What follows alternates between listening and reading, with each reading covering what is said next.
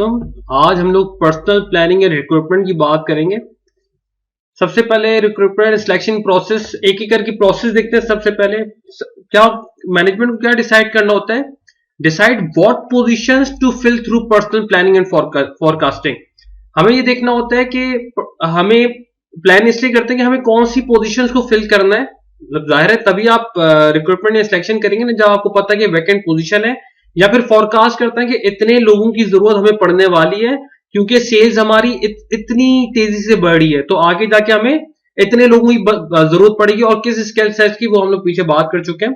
तो कौन सी पोजीशंस, ये पहला आपके पास स्टेप होता है। सेकंड होता है प्रोसेस में build a candidate pool. Candidate pool advertisement देख के बिल्ड अ कैंडिडेट पूल, और किस एडवर्टाइजमेंट मल्टीपल तरीके से दी जाती हैं हम लोग, या तो आप इंटरनेट पे दे दें, अखबारों पे दे दें, जिस तरह भी आपको। तो आपने क्या किया? Build a candidate pool by recruiting internal और एक्सटर्नल कैंडिडेट्स। यहां पे दोनों तरह की हम लोग रिक्रूटमेंट की बात करें, इंटरनल और एक्सटर्नल कैंडिडेट्स की। आपको पता है इंटरनल कैंडिडेट्स होते हैं जो कि ऑर्गेनाइजेशन में पहले ही काम कर रहे हैं, तो एचआर क्या करता है, उनसे पूछता है कि आपके पास नॉलेज वगैरह क्या है। उनके पास पूरा डाटा होता है, बेसिकली एम्प्लॉयज का डाटा होता है। तो वो देखते हैं कि हमारे पास ये सीट है, तो इसके लिए हमारे पास इंटरनल जो एम्प्लॉयज बैठे हुए हैं उनमें कौन कौन यहाँ फिट बैठ रहा है। तो एक तो वो होता है इंटरनल, और यहाँ पे दूसरा तरीका होता है आईवीएन का, कि इंटरनल वैकेंसी मैनेजमेंट बेसिकली होता है एक प्रोग्राम जिसपे वो वैकेंसी देते रहते हैं। जो एम्प्लॉयज इंटरेस्टेड होते हैं, उनको पता है कि उनके पास वो एक्सपीरियंस या वो बैकग्राउंड या वो डिग्रीज है, तो वो इंटरनल वैकेंसीज में खुद अप्लाई कर रहे होते हैं। तो ये दोनों तरीके होते हैं। और एक्सटर्नल कैंडिडेट्स कौन से होते हैं? जो कि बाहर से आ रहे होते हैं। Have candidates more complete application forms and undergo initial screening interviews। जो कैंडिडेट्स इस चीज के लिए इंटरेस्टेड होते हैं तो वो एप्लीकेशन फॉर्म भर रहे होते हैं। जैसे कि सीएसएस के लोग हैं, आप लोग एस्पिरेंट्स हैं, आप लोग इंटरेस्टेड हैं सीएसएस में, तो आप लोग एप्लीकेशन फॉर्म भरते हैं और उसके बाद स्क्रीनिंग इंटरव्यूज या कहीं कहीं टेस्ट भी होता है। तो ये आपके पास थर्ड प्रोसेस है। फोर्थ आपके पास आ जाता है use selection tools to identify viable candidates. Selection tools basically क्या है? जैसे सीएसएस में पेपर्स ले रहे हैं, सबसे पहले एमपीटी में स्क्रीन आउट कर रहे हैं, उसके बाद पेपर्स होते हैं आपके पास, उसमें फिर स्क्रीन आउट होते हैं, फिर साइकोलॉजिकल होता है, फिर मेडिकल होता है, फिर इंटरव्यूज होते हैं। तो ये आपके पास बेसिकली सिलेक्शन टूल्स है, और आखिर में वो वायबल कैंडिडेट्स को सीएसएस वो पास कर रहे होते हैं। आखिर में आपके पास यहाँ पे प्रोसेस में है decide who to make an offer to. फिर आप यहाँ पे डिसाइड करें तो जिससे किससे हमें ऑफर देनी चाहिए और कितनी ऑफर देनी चाहिए। यहाँ पे ये बेसिकली आपके पास पूरा प्रोसेस है सिलेक्शन और रिक्रूटमेंट का। यहां पे मैंने ग्राफिकल रिप्रेजेंटेशन में बताया सारे प्रोसेस को। एम्प्लॉयमेंट प्लानिंग एंड फॉरकास्टिंग हुई, उसके बाद build up pool of candidates यहाँ पे वो पूल जमा कर रहे होते हैं, बेसिकली जो जो अप्लाई कर रहे होते हैं। उसके बाद उसमें करते क्या क्या है, कैंडिडेट्स क्या करते हैं? एप्लीकेंट्स कंप्लीट एप्लीकेशन फॉर्म, फिर सिलेक्शन टूल्स को यूज किया जाता है like test to screen out most applicants. यहां पे बेसिकली क्या होता है, अच्छे खासे लोगों को, अच्छे खासे कैंडिडेट्स को ऐसे ही बाहर चले जाते हैं जो कि उस जगह पे फिट नहीं बैठते। एमपीटी में लोग फेल होते हैं, उसके बाद थ्योरी में देखें, थ्योरेटिकल पेपर्स में अच्छे खासे लोग फेल हो जाते हैं, तो यहां से अच्छे खासे आपके पास कैंडिडेट्स चले जाते हैं। उसके बाद सुपरवाइजर्स एंड जो यहाँ पे इस स्टेज को क्वालिफाई करते हैं तो वो थर्ड स्टेज में जाता है। Supervisor other interview final candidates to make final choice, और आखिर में क्या है, उनमें से कोई कैंडिडेट सिलेक्ट कर दिया जाता है। तो यहाँ पे recruitment selection process is the series of hurdles. आप लोग इससे अच्छा कौन जान सकते हैं इस चीज को? Series of hurdles aimed at selecting the best candidates for job. Planning forecasting, employ और पर्सनल प्लानिंग में क्या होता है? Process of deciding what positions the firm will have to fill. कौन सी पोजीशन फिल करनी है और हाउ टू फिल देम, और कौन से सिलेक्शन टूल्स को यूज करते हुए फिल करनी है। सक्सेशन प्लानिंग, बेसिकली इसमें है क्या सक्सेशन प्लानिंग? कुछ ऐसी पोजीशंस होती हैं जो कि बहुत ज्यादा वाइटल होती हैं किसी भी ऑर्गेनाइजेशन के लिए, तो कभी भी ऑर्गेनाइजेशन ये नहीं चाहती कि उस एक बंदे के जाने की वजह से पूरी ऑर्गेनाइजेशन बैठ जाए, फिर वो उसको ड्रॉबैक्स हो कोई। तो हमेशा क्या है, उसके जाने, किसी की डेथ हो गई, किसी को डिसेबिलिटी हो गई, किसी कोई फैमिली इश्यूज की वजह से वो चला गया, या कोई कंपनी छोड़ के भाग गया, इस तरह की चीजें होती है। तो अब ये हमें ऑर्गेनाइजेशन को हमेशा डर लगता है कि अगर ऐसा बंदा छोड़ के चला गया हमारे पास जो कि बहुत वाइटल है हमारी ऑर्गेनाइजेशन के लिए, उसके बाद ऑर्गेनाइजेशन तो बैठ जाएगी। तो हमेशा क्या है, इस तरह की पोजीशंस के लिए वो सक्सेशन प्लानिंग कर रहे होते हैं कि अगर ये चला भी गया तो उसके बाद ये वाला बंदा या ये वाली लड़की यहाँ पे आके इसको होल्ड कर देगी और इस पोजीशन को संभाल लेगी। इसे बोलते हैं succession planning. Okay, the process of deciding how to fill the company's most important executive jobs. तो इसको हम लोग, आपको आइडिया हो गया होगा सक्सेशन प्लानिंग किससे कहते हैं। व्हाट टू फॉरकास्ट, फॉरकास्ट में बेसिकली क्या होता है, आगे जाके हमें, अगर देखें इकोनॉमिक कंडीशन कोविड में बहुत कम हो गई थी, आपको पता है इकोनॉमिक कंडीशन, पेट्रोल फ्री में दे रहे थे, सब कुछ कर रहे थे, लोगों को 50% या 75% इन्होंने एम्प्लॉयज को निकाल दिया था, या कुछ ऐसी ऑर्गेनाइजेशन जो बंद हो चुकी थी, उनको इतना ज्यादा लॉस हुआ था। तो अब जब जैसे ही कोविड खत्म हुआ तो दुनिया वापस नॉर्मलाइज हो रही है, बल्कि और ज्यादा तेजी से नॉर्मलाइज हो रही है। तो अब क्या है, कंपनी को यहाँ पे फोरकास्ट करना है कि हमें आगे पर्सनल नीड्स की कितनी जरूरत पड़ेगी। यहाँ पे मैं एमिरेट्स की एग्जांपल दूंगा। एमिरेट्स ने अपने 50% एम्प्लॉयज को अगर निकाला है, इसे फॉर एग्जांपल, मुझे एग्जैक्ट फिगर नहीं पता, लेकिन अब देख रहे हैं कि फ्लाइट सारी दुबई से जा रही हैं और इतना ज्यादा लोड बढ़ रहा है, तो वो बहुत तेजी से रिक्रूटमेंट और सिलेक्शन कर रहे हैं, और अभी तक कर रहे हैं। जहां उनकी क्वांटिटी 20 to 30,000 एम्प्लॉयज थी, अब वो उनकी 60,000 एम्प्लॉयज हो गई। तो अभी भी वो हायरिंग कर रहे हैं बेसिकली। तो पर्सनल नीड्स देख रहे हैं अपनी ऑर्गेनाइजेशन।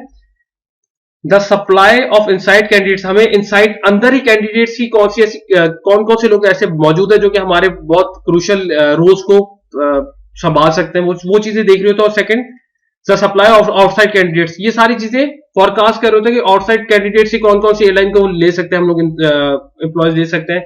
आपको पता है दुनिया में बहुत ऐसी एयरलाइंस हैं जो कि वैसे ही बहुत अच्छा पे कर रही होती हैं, लेकिन कुछ ऐसी हमारे पास थर्ड वर्ल्ड कंट्रीज की एयरलाइन है जो कि 1970s 1960s वाली पे कर रही है, वो जो उस टाइम पे डिसाइड हुई थी, और वो 10 सालों में जाके थोड़ा सा इंक्रीमेंट होता है। तो उनको वो पता होता है कि हमें एम्प्लॉयर अच्छे कहां से मिल सकते हैं और सही पैसों में उनको बहुत सही पड़ जाता है। तो वो सारी चीजें बेसिकली देख रहे होते हैं, ये उसकी प्रॉपर रिसर्च स्टडीज होती हैं।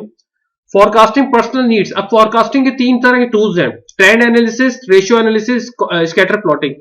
ट्रेंड एनालिसिस बेसिकली कंपनी के ट्रेंड को देखते हुए कि हमारे पास कितने एम्प्लॉयज छोड़ के गए थे, हमारे पास अगर कितने किस तरह से हमारी सेल्स बढ़ी है, तो ये बेसिकली कंपनी की पास को देखते हुए वो ट्रेंड एनालिसिस कर रहे होते हैं, इस तरह एम्प्लॉयज सिलेक्ट कर रहे होते हैं, मतलब ये फोरकास्ट कर रहे होते हैं। सेकंड है रेशियो एनालिसिस, इसकी मैं अभी बात करता हूँ थोड़ी देर में, और स्कैटर प्लॉटिंग थर्ड है, इसको मैं प्रॉपर आपको फिगर के जरिए बताऊंगा।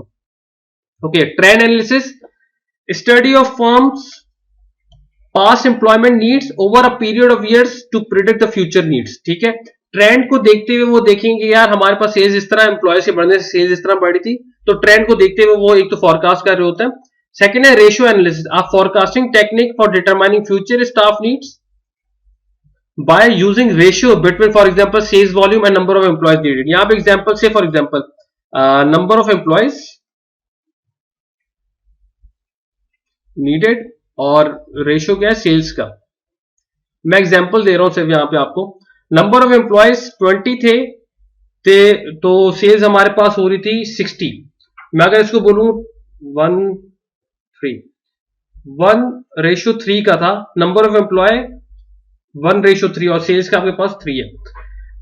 तो अगर मैं चाह रहा हूं कि मेरी सेल्स 60 से 120 हो, एग्जांपल दे रहा हूं 120 हो, और अभी कितने एम्प्लॉयज थे आपके पास, 20 थे, मतलब पहले क्या थे आपके पास 20 एम्प्लॉयज थे, तो 60 सेल्स हो रही थी। अब आप चाह रहे हैं 120 सेल्स हो, जहां आपने सोचा कि सेल्स डबल हो तो आपको यहाँ पे एम्प्लॉयज भी डबल करने होंगे। तो आपको ये पता चल गया अगर मैं 120 सेल्स करना चाह रहा हूं तो मुझे 20 एम्प्लॉयज को और हायर करना होगा ताकि मैं उस टारगेट तक पहुंच सकूं। तो बेसिकली ये रेशियो एनालिसिस है। थर्ड है scatter plotting, a graphical method used to help identify the relationship between two variables के बीच में हम लोग ग्राफिकल स्कैटर प्लॉटिंग कर रहे होते हैं। मैं किस तरह कर रहे होते हैं ये दिखा देता हूं मैं आपको। देखिए मैं एग्जांपल यहां पे देखें, एक्स एक्सिस पे hospital size number of beds, Y axis पे क्या है नंबर ऑफ रजिस्टर्ड नर्सेस, यहां पे नर्सेस की बात हो रही है वाई एक्सिस पे, और एक्स एक्सिस पे नंबर ऑफ बेड्स पे। मैंने देखा कि पहले जहां पे हमें पहले 200 नंबर ऑफ बेड्स से वहां पे हमें नर्सेस की 240 जरूरत थी, जहां पे 300 हुए वहां पे 260 की जरूरत हुई, 400, ये सिखाया है मैंने सारे, क्या है ग्राफिक प्लॉटिंग कर दी, यहाँ पे प्लॉटिंग कर दी और यहाँ पे लीनियर लाइन खींच दी। अब मैं चाह रहा हूं मेरी जो मैं बेड्स बढ़ाना चाह रहा हूं 1200 तक, अपने हॉस्पिटल में नंबर ऑफ बेड्स बढ़ाना चाह रहा हूं 1200 तक। अब मैं इसी ट्रेंड एनालिसिस को देखते हुए यहाँ पे स्कैटर प्लॉटिंग करते हुए मैं देखूंगा वाई एक्सिस पे मुझे कितनी नर्सेस की जरूरत पड़ेगी, तो 1210 यहाँ पे फिगर आती है आपके पास। तो इसका मतलब है if I want to grow beds to 1200, तो मुझे कितने नर्सेस की जरूरत पड़नी है? 1210 की। तो यहां पे बेसिकली स्कैटर प्लॉटिंग से हमें पता चल गया कि आगे मैंने फोरकास्ट कर लिया तो मुझे आगे कितनी नर्सेस की जरूरत पड़ने वाली है। तो this is known as what? Scatter plotting. अच्छा, ये आप यहां पे नोट भी देख लें। After fitting the line you can project how many employees are needed given your projected volume. अच्छा, रिक्रूटमेंट ये पैरामिड है, इसका सवाल हमारे पास बहुत दफा आया हुआ है। तो काइंडली अगर आप इसकी थ्योरी पढ़ लें, मैं आपको आपको आपकी कॉन्सेप्ट क्लियर कर देता हूं यहाँ पे। तो फिर भी आपको मैं यहाँ पे बोलूंगा, अगर तो आप अपने अल्फाज में लिख सकते हैं तो बहुत अच्छी बात है, और नहीं लिख सकते तो आप प्लीज थ्योरी पढ़ लीजिएगा इसकी। सबसे पहले ये जो डायग्राम मैंने ना यहां बनाई है बहुत इंपॉर्टेंट है। आपने इस डायग्राम को और इन सारे रेशियोज को याद करना है। लीड जनरेटेड 6:1, इसका मतलब है सबसे पहले लीड जनरेट आपने 1200, ठीक है। अगर मैं इसको 6:1 से करूं तो 1200 अगर 6 है तो इसका रेशियो 1 क्या होगा आपके पास? 200, ठीक है। इसका मतलब है आपके पास लीड जनरेट हुई 600 और 1200, उसमें से 1 रेशियो सिर्फ आपके पास नेक्स्ट स्टेप पे गया 200, ठीक है। अब कैंडिडेट्स इनवाइटेड कितने थे? 4:3, मतलब 200 का अगर मैं रेशियो 3 निकालूं तो 150 होगा, ठीक है। 4:3 मतलब 200 यहां पे थे, और कैंडिडेट्स इनवाइटेड आपके पास रेशियो 3 पे 150 आते हैं, तो 150 आपके पास यहां जाता है। कैंडिडेट्स इंटरव्यूड 3:2, 3:2 अगर मैं 150 को 3 पे रखूं और 2 को यहां पे रखूं आपके पास 100, ठीक है। तो 100 आगे क्या है? ऑफर्स मेड इन्होंने 100 को की, और 100 2:1, ठीक है। रेशियो 1 आपके पास 50 होता है, तो 50 को न्यू हायर्स किया। ये आपके पास रिक्रूटमेंट यील्ड पैरामिड है। इंटरनल सोर्स ऑफ कैंडिडेट्स, इसके कुछ एडवांटेजेस भी हैं, डिसएडवांटेजेस में। सबसे पहला एडवांटेज आपके पास है for knowledge of candidates strength and weakness. HR को पहले ही पता होता है कि इस कैंडिडेट की स्ट्रेंथ क्या है और वीकनेसेस क्या है आपके पास। सेकंड आपके पास है more accurate view of the candidate skill.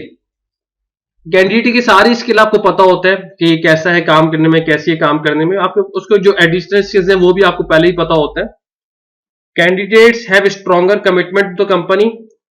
इसका एक फायदा यह है कि अगर अभी तक आपके साथ है और आप उसको और प्रमोट कर देंगे, उसको एक अच्छी जॉब ऑफर कर देंगे इंटरनली, तो उसकी कमिटमेंट और ज्यादा बढ़ जाएगी कंपनी के साथ, उसके साथ लॉयल्टी और ज्यादा बढ़ जाएगी। फोर्थ आपके पास है इंक्रीज एम्प्लॉय मोरल। एम्प्लॉय का मोरल इंक्रीज हो जाता है जब आपको पता है कि वो उसी कंपनी में आपको इस काबिल समझा कि उन्होंने आपको प्रमोट किया है।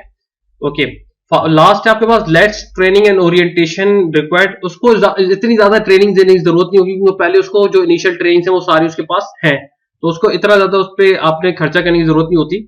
इसके लेकिन कुछ डिसएडवांटेजेस भी हैं।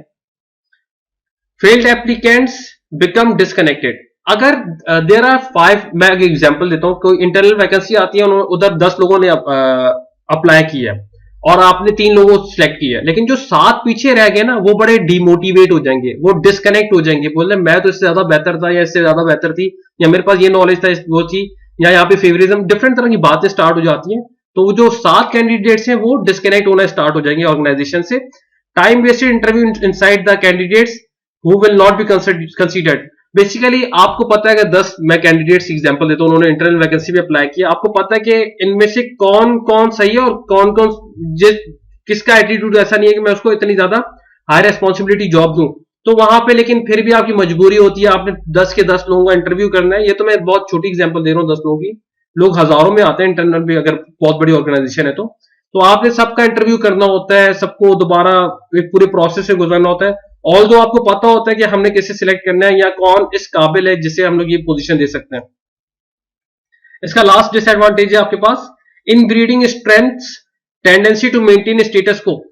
इसका मतलब है कि जो पहले से ऑर्गेनाइजेशन का स्ट्रक्चर है या जो वो स्किल्स है वही रहेंगी, कोई बाहर से न्यू आइडियाज नहीं आएंगे। कोई न्यू, अगर कोई आप ऑर्गेनाइजेशन कोई बाहर की ऑर्गेनाइजेशन से बंदा लाते हैं ना, वो अपने साथ नए आइडियाज भी ला रहा होता है, तो आपकी चीजें इंप्रूव होने में भी हेल्प आउट होती हैं। लेकिन अगर आपने उसकी इंटरनल वैकेंसी से निकाल लिया, इंटरनल कैंडिडेट्स को आपने सिलेक्ट कर दिया, तो जो उसका स्टेटस को ऑर्गेनाइजेशन है वो वैसे ही रहेगा आपके पास। Outside sources of candidates located outside, बाहर से अगर मैं एक्सटर्नल एम्प्लॉयज को सिलेक्ट करना चाहूं तो उस पर कौन कौन से तरीके हैं मेरे पास। सबसे पहले recruitment via the internet, internet के जरिए मैंने रिक्रूटमेंट कर ली उनकी। सेकेंड है आपके पास एडवर्टीजमेंट, इंटरनेट पे दे, अखबारों पे थे, मैगजीन्स पे थे, कहीं पे भी आप एडवर्टीजमेंट दे सकते हैं। एम्प्लॉयमेंट एजेंसीज, एजेंसीज को बोले जैसे हायरवी वगैरह, बहुत एजेंसीज है जो कि एम्प्लॉयमेंट करवा के देती है आपको। ऑल्टरनेटिव स्टाफिंग की तरफ आप जा सकते हैं यहाँ पे।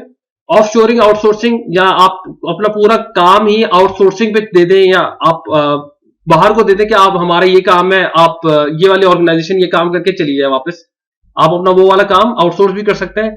एग्जीक्यूटिव रिक्रूटर जिसे हम लोग हेड हंटर्स भी बोलते हैं, अगर बहुत बड़े लेवल्स पे या बहुत क्रूशियल लेवल पे आपने हायरिंग करवानी है अपने ऑर्गेनाइजेशन में, मैनेजमेंट लेवल पे या फिर ऐसा कोई रोल जो कि डाटा पे हो, तो वहां पे आप एग्जीक्यूटिव हायर रिक्रूटर्स को कह सकते हैं कि उनके प्रॉपर टेस्ट लें, वो प्रॉपर एक प्रोसेस गुजारते हैं और उसके बाद वो हेड हंटर्स उनको सेलेक्ट कर रहे होते हैं।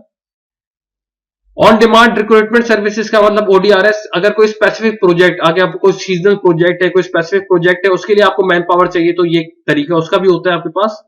कॉलेज रिक्रूटमेंट, आपको पता है यूनिवर्सिटीज के अंदर जॉब फेयर्स लग रहे होते हैं, आपके वहां पे आती हैं डिफरेंट कंपनीज, वहां से कॉलेज से रिक्रूटमेंट करके जा रही होती हैं।